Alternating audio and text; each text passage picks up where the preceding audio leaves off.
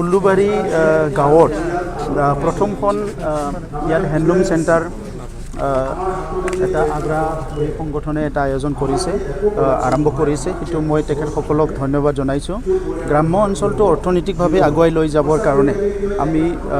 যি কামটো গ্ৰাম্য অঞ্চলত সহজে কৰিব পৰা যায় সেই কামটো কৰিব লাগিব আৰু ৱৰ্ক ফ'ৰ্চো য'ত পোৱা যায় আজি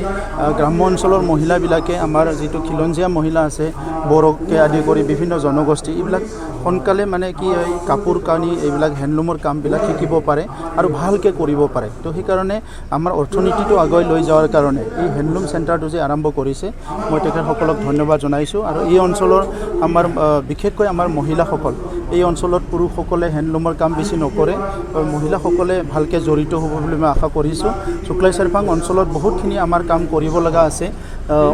আমাৰ অৰ্থনৈতিকভাৱে আগুৱাই লৈ যোৱাৰ কাৰণে এই কামখিনি অনাগত দিনত আমি লাহে লাহে কৰি যাম অঞ্চলৰ বাসিন্দাসকলক ধন্যবাদ জনাইছোঁ আমাৰ এই যে আমি ইয়াত এটা আগ্ৰা এনজিঅ'ৰ উদ্যোগত আমি ইয়াত এটা হেণ্ডলুমৰ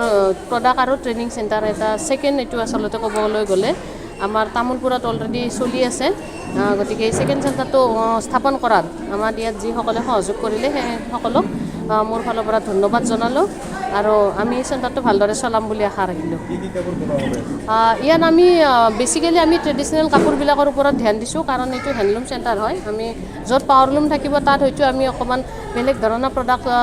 চিন্তা চৰ্চা কৰি আছোঁ সেয়া তামোলপুৰত আমি পাৱাৰলুমৰো ব্যৱস্থা কৰিছোঁ কিন্তু ইয়াত যিহেতু ষ্টাৰ্টিং কাৰণ ট্ৰেইনিং লাগে চবকে কাম শিকাৰ কাৰণে গতিকে প্ৰথমতে আমি হেণ্ডলুমৰ ওপৰত গুৰুত্ব দিছোঁ হেণ্ডলুমত যিহেতু আমি ট্ৰেডিশ্যনেল যিবিলাক গাঁৱলীয়া সাজপাৰবিলাক বনোৱা যায় মেখেলা চাদৰ হওক দখনা হওক ৰেগে ৰেগাং হওক সেইবিলাক বনোৱাৰ কাৰণে আমি গুৰুত্ব দিম প্ৰথমতে হয় আমি কাৰণ ট্ৰেইনিং নিদিলে কোনো কাম কৰিব নোৱাৰে যিখিনিয়ে জানে বাৰু সেইখিনি বেলেগ কথা কিন্তু বহুত মহিলা আছে যোনে এতিয়াও জাকাৰ মেচিন চলাব নাজানে আৰু অকল তাঁতশালত যদি আমি বহি থাকোঁ আমাৰ যি বাণিজ্যিক